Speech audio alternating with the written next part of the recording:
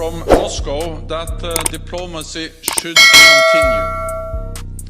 This gives grounds for cautious optimism. But so far, we have not seen any sign of de-escalation on the ground. Russia has amassed a fighting force in and around Ukraine, unprecedented since the Cold War. Everything is now in place for a new attack. But Russia still has time to step back from the brink, stop preparing for war, and start working for a peaceful solution. NATO allies have been very clear that any further Russian aggression against Ukraine would come at a high price. We have systematically exposed Russia's actions, plans and disinformation to lay bare to the world what Russia is doing and to make it harder for Russia to conduct aggressive actions. At the same time, NATO allies remain ready to engage with Russia. On the 26th of January, I invited Russia to a series of meetings in the NATO-Russia Council. We sent concrete proposals for a substantive agenda, to listen to the Russian concerns, share ours, and look for common ground. We are ready to discuss NATO-Russia relations, European security, including the situation in and around Ukraine, and risk reduction, transparency, and arms control. But we will not compromise on our core principles. Every nation has the right to choose its own path. And there will never be first-class and second-class members of NATO. We are all NATO allies. We have stepped up deterrence and defence across the lines to remove any room for misunderstanding or miscalculation. We have deployed more troops, planes and ships to the eastern part of the alliance, increased the readiness of our NATO response force, and boosted our battle groups in the Baltic region. Just last week, I was in Romania to meet additional US troops deploying together with other allies. A strong demonstration of US commitment to the defence of Europe, from the Black Sea to the Baltic. NATO defence ministers will address the need to further increase our defensive posture. And I welcome the offer by France to lead a new NATO battle group in Romania. Tomorrow I will also chair a regular meeting of the Nuclear Planning Group, ensuring that our nuclear deterrent remains safe, secure and effective. Defence ministers will meet our colleagues from Ukraine and Georgia to discuss the worsening security situation in the Black Sea region, and NATO allies will reaffirm our strong support for both countries' sovereignty and territorial integrity. We will also meet with our partners Finland, Sweden and the European Union to continue our close consultations and further strengthen NATO-EU cooperation. The current crisis has shown once again how important it is to invest in our defence. So ministers will review burden sharing across the alliance.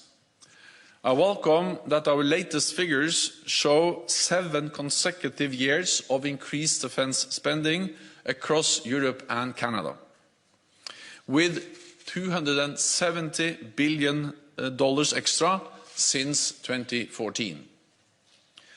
And I encourage allies to continue to invest in our shared security. Finally, we will also discuss NATO's next strategic concept, which will be adopted at the Madrid summit in June. I am confident that allies will recommit to our core values and the importance of Europe and North America standing together. And with that, I'm ready to take your questions. Okay. We'll go to Reuters up there.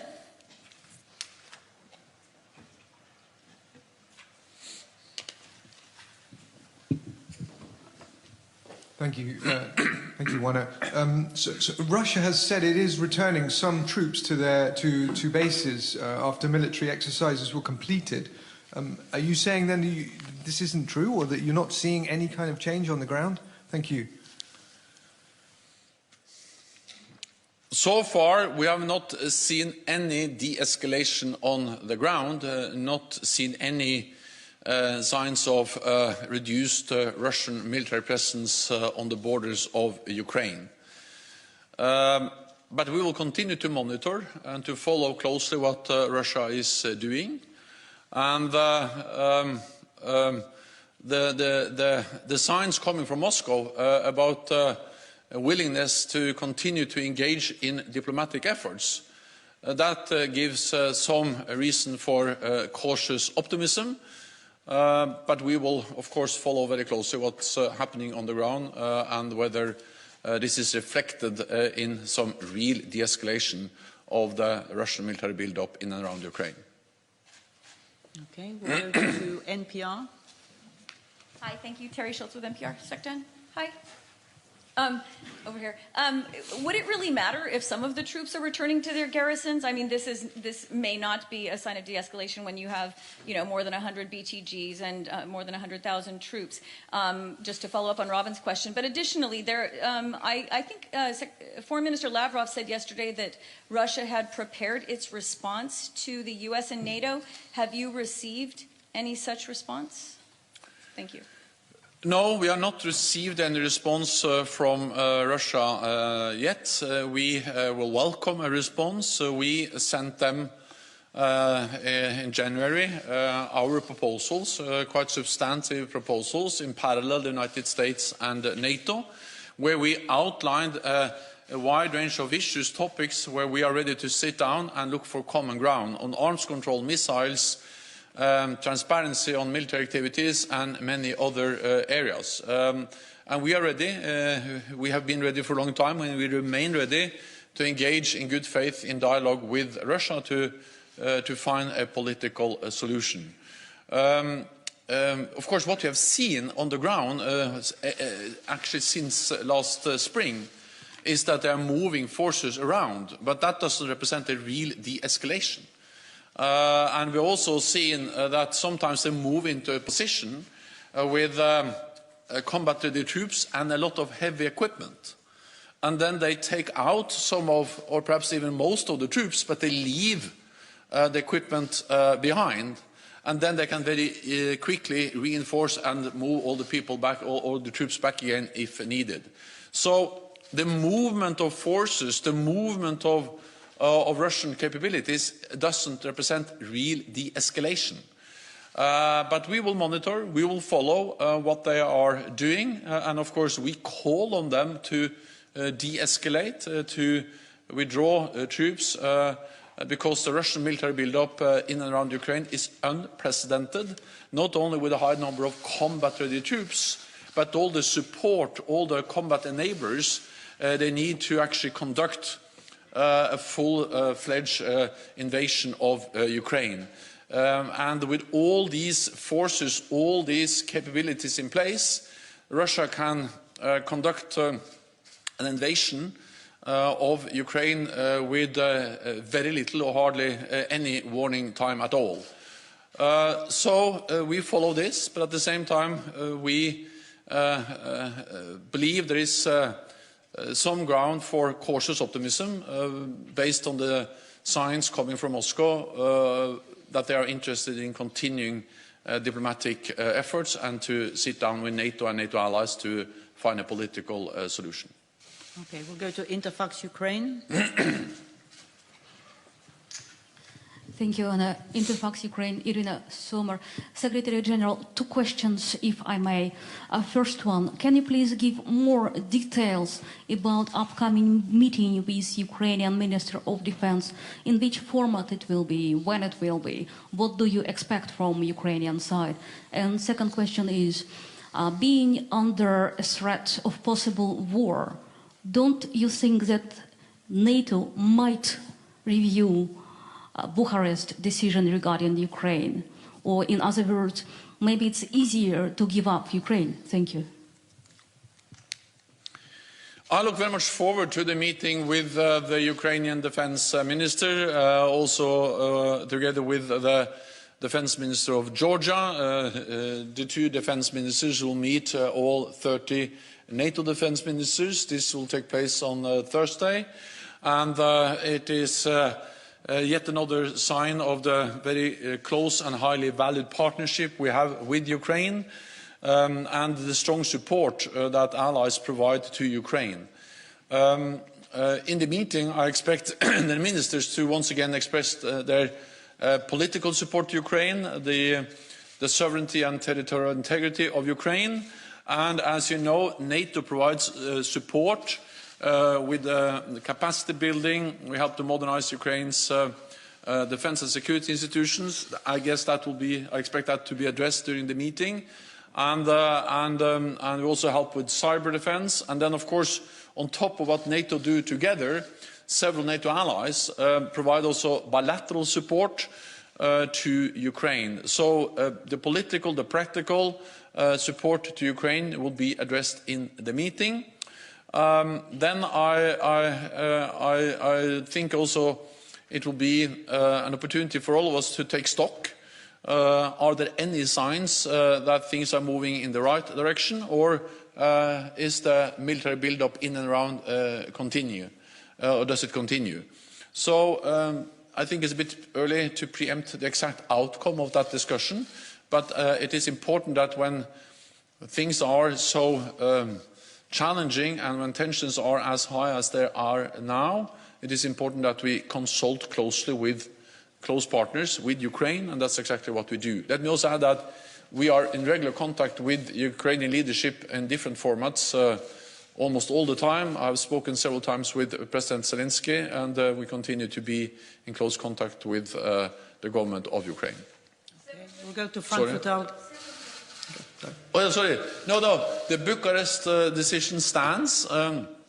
NATO strongly believe that all nations have the right to choose their own path, and the NATO's door remains open. The enlargement of NATO has been a great success. It helps to spread democracy, freedom, and ensure peace and stability across Europe for decades. So that decision stands. Okay, we'll go to Frankfurter Allgemeine Zeitung. Yeah, gentleman over there with glasses. Thank you. Thanks a lot. Secretary General, over the past days, France has indicated that it no longer considers or would no longer consider the NATO-Russia Founding Act valid in case of an invasion. Do you expect a discussion on the NATO-Russia Founding Act in that respect during the Defense Ministerial? And do you sense a change among member states which decided after the 2014 annexation of Crimea that they still be bound by this basic act? Thanks a lot. An Russian invasion of Ukraine will be a blatant violation of the NATO-Russia Founding Act. But that has happened before. But NATO allies are still committed to the Founding Act. We believe in the importance of respecting all our international obligations, including the Founding Act. And we have seen before that Russia has violated the Founding Act by invading Ukraine, by using military force against Ukraine and illegally annexing Crimea.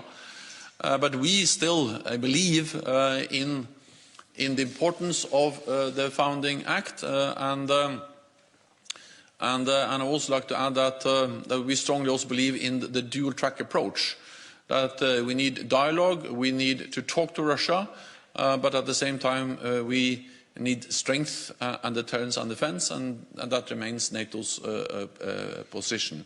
Yeah. Okay. Associated Press? Lorne Cook from the Associated Press. You spoke before just on the troop movements about the different types of things that Russia's been moving in recent weeks, more recently about the enablers, about medical centres, logistics, command and control and so on. When it comes to the things that Russia is talking about withdrawing today, do you see any substance in that, anything significant that might impact its ability to invade Ukraine? And if I could also just ask you very briefly, during the last few months, has there ever been a direct and probable security threat to a NATO ally? So far, we have not seen any de-escalation on the ground from the Russian side. Over the last weeks and days, we have seen the opposite, a continued military build-up with more troops, more battle groups, more high-end capabilities, artillery, air defense, missiles, and a lot of support elements that makes it possible for Russia to move into Ukraine for a full-fledged invasion or a more limited military incursion with hardly any warning time at all. That picture has not changed so far, but we monitor, we follow what they do, and we believe there is some ground for cautious optimism based on the signals and signs coming from Moscow that they're ready to continue to engage in a diplomatic effort, and we are ready to continue to engage in a diplomatic effort. It's too early to say, but since we so strongly believe in the need for a political solution, of course we will now really look into whether there is a possibility to create a framework for meaningful dialogue with Russia. I welcome the different formats. We need a NATO-Russia Council, we need the bilateral talks between different NATO allies, we need a Normandy format to engage with Russia, and I also welcome the efforts by many NATO allied leaders meeting with President Putin, engaging with Russia. We have Chancellor Olaf Scholz in Moscow today. Last week, President Macron. Also, of course, President Biden has been in contact with President Putin. So has Prime Minister Boris Johnson and others. So there are many efforts from NATO and NATO allies to engage with Russia. We hope that we will receive an answer from Russia soon on an answer to our letter, to our proposals, where we invited them to sit down in a series of meetings and outline the topics we are ready to discuss. So in a way, I think it's too early to say whether we can see anything on the ground, but I will tell you, or at least let's come back to what we tell you when, but at least we are following very closely what they are doing. Okay, lady in red then. Sorry. What we see is a serious build-up in and around Ukraine, and I think also the fact that we have increased the NATO presence in the eastern part of the alliance sends a very clear message to any potential adversary that we are there to defend and protect all allies. And I've seen that myself. The battle groups, I visited them in just before Christmas in Latvia and Lithuania, and then on Friday I was in Romania, and the fact that we have deployed more NATO troops on the ground, more naval assets, more aircraft, all of that sends a very clear message. So we are there to protect and defend all allies, and I think there is no room for any miscalculation in Moscow about our commitment to defending allies. So we have to understand that Ukraine is a partner, we support Ukraine, but for all NATO allies, we provide 100% security guarantees, and we have demonstrated that commitment also with more North American presence in Europe over the last weeks. Okay, we'll go to the lady with the red scarf there. From Bloomberg. I just had a follow-up to my colleague's question. Could you be a bit more precise about what the start of de-escalation would look like? I mean, how many troops would have to pull back? And to what extent do you see this Russia's new force posture as a long-term formation there? Thank you. So what you have to see is, of course, a substantial withdrawal of troops, but not only troops, also equipment, because what we saw this spring was that they moved in with troops and heavy equipment, and very often it takes much more time to move the heavy equipment than to move in and out the troops and the soldiers. What we have seen before is that they go in with heavy equipment and troops, take out some troops, and then they can easily move them back in again after just a few days on very short notice. So what we need to see is a significant and enduring withdrawal of forces, troops, and not least the heavy equipment. But I think also we need to understand that what we have seen over in reality the last year, because this actually started last spring and then they have gone up and down with a so upward trend all the time, will have a lasting impact on the security situation in Europe. And that's also why NATO is not only responding to the current crisis in and around Ukraine by increasing our presence in the eastern part of the alliance, but we are also going to consider more long-term adjustment to our posture in the east. Including considering the establishment of a battle group, for instance, in Romania, and I welcome the offer by France to lead that battle group. So I think we need to distinguish between also different things. NATO has, since 2014, increased our presence in the eastern part of the alliance because of Russia's aggressive actions against Ukraine with the illegal annexation of Crimea. And that has taken place over many years with the battle groups, with the new command structure, with more naval and air presence, but also then in the last weeks and months we responded to the current crisis by increasing our presence, and then we are looking at a more long-term adjustment, but that will be something we will take decisions on later on. Okay, we'll go to Politico. Thanks very much, David Hersenhorn with Politico. Secretary General, at the start of the Olympics, we saw quite a striking joint statement from Russia and China against NATO expansion. I wonder if you assess that one outcome of this crisis is stronger unity between Russia and China against the alliance. Would this have happened if leaders hadn't turned to the China issue at last year's summit? I know the strategic concept you said would address Russia more than it had before, and China more than it had before. Does it need to address now Russia and China together? So first of all, NATO has to respond to reality, and the reality is that China and Russia has come closer and closer over the last years. They are exercising together, they are working more closely together in the diplomatic domain in the UN Security Council, but we also see how they conduct more and more exercises. They have done that over the last years, including recently with the joint exercise with Iran in the Indian Ocean. So, of course, these are realities that have taken place over some time, and they impact our security. So there is no way we can deny or, in a way, not take that into account. And that's exactly what NATO has done over the last years, especially since our summit in last summer, where we for the first time had some substantial language on the security consequences of China for our security. But we are ready to also engage with China. We need dialogue. We need to address arms control, big issues like also climate change and many other issues.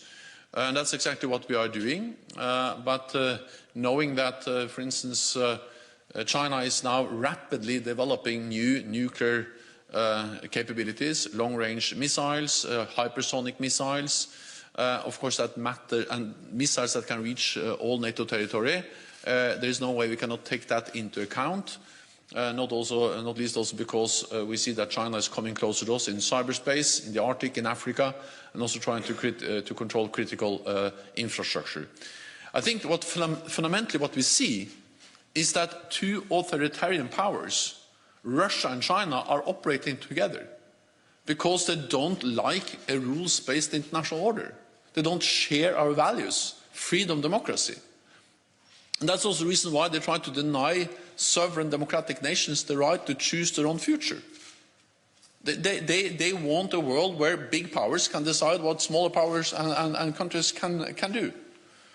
So this is about fundamental principles, whether free independent countries can choose to be part of an alliance as NATO, or they can choose to stay out. We should respect it anyway.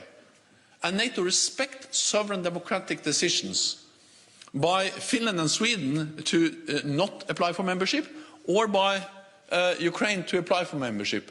This is their sovereign democratic decisions, and we respect them. But Russia and China do not.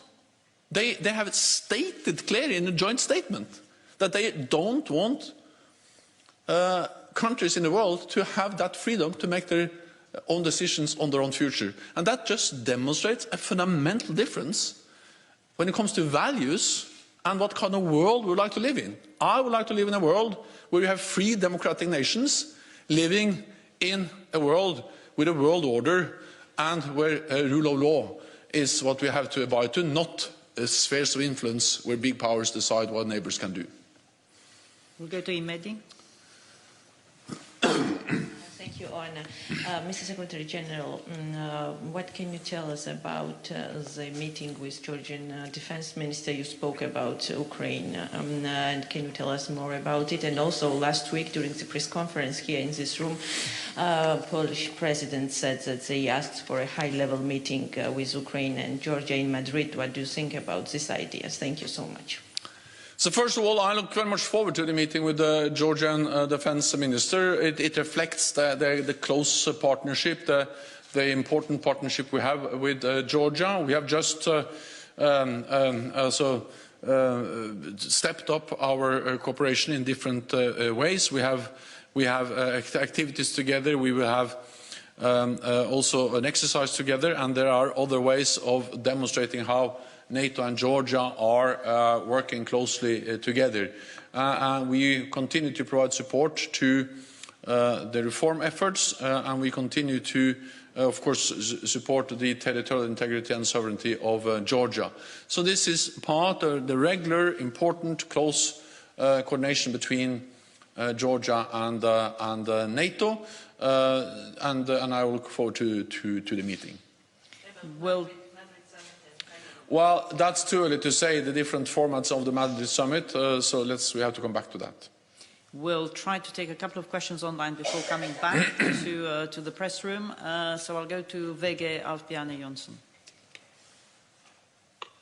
Hi, thank you. Mr. Stoltenberg, I would like to ask you about the unprecedented public sharing of intelligence during this month, specifically from the US, and latest about the possible invasion tomorrow on Wednesday. Is this open sharing a new tool for NATO or for allied meant for deterrence? And can you tell us whether, in your opinion, if it had any effect on Russia?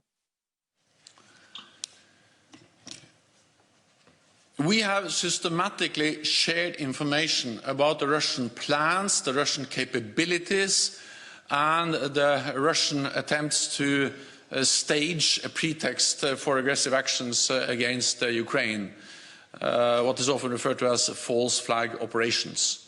And we do so because we believe in transparency, but also because we believe that makes it harder for Russia to conduct aggressive actions against Ukraine. So to lay bare everything they do is a way also to increase the threshold for them to invade Ukraine, to send in forces, to try to organize riots, topple the government, or all the other things that we are afraid that Russia may try to do. So the fact that we do this is a way also to try to counter and to prevent these things from happening. So I think we have to understand that intelligence is not always a prediction. Intelligence is information, and when we share information, it is actually an effort to try to prevent things from happening which would have otherwise happened. So yes, we do this in an attempt to prevent aggressive actions against Ukraine. Okay, we'll go to DPA, Ella Joyner. Hi there, thanks for taking my question. Can you hear me okay? Yes. Great, thank you. Basically, I'm inferring from your comments that you have no plans to step back from building up NATO's presence in the eastern flank. If you did see I think you said a significant and enduring withdrawal, would you then consider reversing those plans to increase NATO's presence in its eastern flank? Thank you very much. So NATO is a defensive alliance. Everything we do is defensive, and it's about protecting and defending NATO allies. Second, we have had an increased presence of NATO in the eastern part of the alliance since 2014. It started in 2014 because of Russia's illegal annexation of Crimea and because of Russia's continued efforts to destabilize Ukraine, including by supporting the separatists in Donbass. So this has been there now for many years, and that has triggered the defensive response from NATO in the eastern part of the alliance. Then, over the last couple of months and weeks, we have seen that some of this presence has been enhanced, boosted, because we have seen a very current challenge in and around Ukraine. We will assess and we will judge the need to maintain that. It depends on what's happening in and around Ukraine. But it's too early in a way to speculate, because so far we have not seen any de-escalation by Russia, and we speak about well over 100,000 troops, combat-ready troops, also close to. They are close to Ukraine, on the Ukrainian borders, but they're also close to NATO territory, not least Poland, some of the Baltic countries bordering Ukraine, and of course bordering Belarus. So we will make judgment decisions based on what Russia actually do, but I think also that we need to understand that there will most likely be some long-term consequences, some long-term deterioration of the security environment in Europe of this significant Russian military build-up, the threatening rhetoric. So we are also then assessing whether we should have some more longer-term adjustments of our presence in the eastern part of the alliance. And we'll take a final question from Zoom, Robert Lupito from Calea Europeană. Thank you very much. Mr. Secretary General, today the Romanian Defense Ministry has announced that Romania has completed the necessary operations to declare the initial operational capability of the NATO battle group. I want to ask you, how soon can this battle group be up and running, and troops do you expect it to be installed over there? Thank you. I will not preempt any decisions by ministers. I met with President Klaus Johannes on Friday, and we discussed the battle group. I also discussed this with President Macron, and I expressed my support and that I welcome the French offer to lead a battle group in Romania. It will take some time before we have all the decisions in place, and also some time to have command and control and all the other issues that has to be decided before a battle group potentially is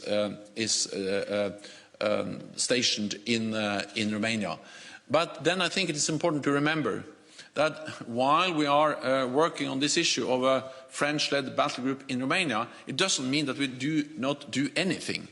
So just over the last few days, the United States has added 1,000 troops to their presence in Romania. So that adds to the place, also that's to the 1,000 they already had. So that's just that is 2,000. The United States have made it clear that that's not necessarily a permanent presence, but it is a significant reinforcement of NATO presence in Romania, which has already taken place.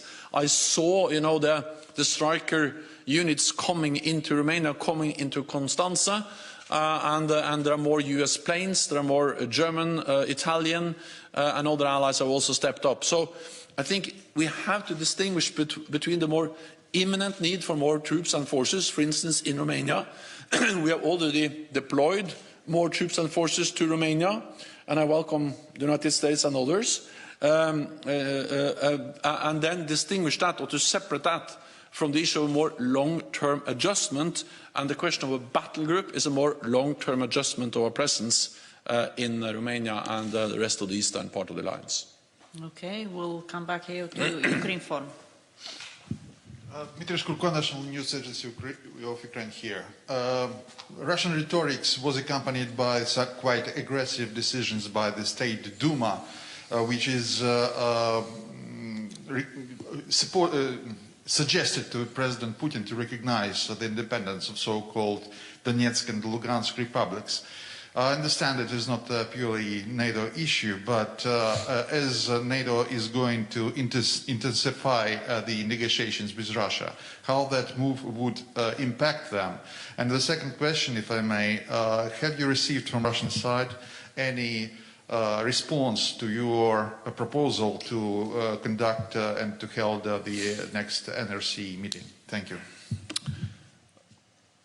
To answer the last question first, we have not received any response from Russia on our proposal to both convene a series of meetings in the NATO-Russia Council. We had one meeting in January. It lasted for 4 hours. It was, challenging, but also very important meeting, because we were together there, Russia and all NATO allies, and discussing and addressing Ukraine, the security implications of the military build-up by Russia in Ukraine. I think that in itself was of great importance.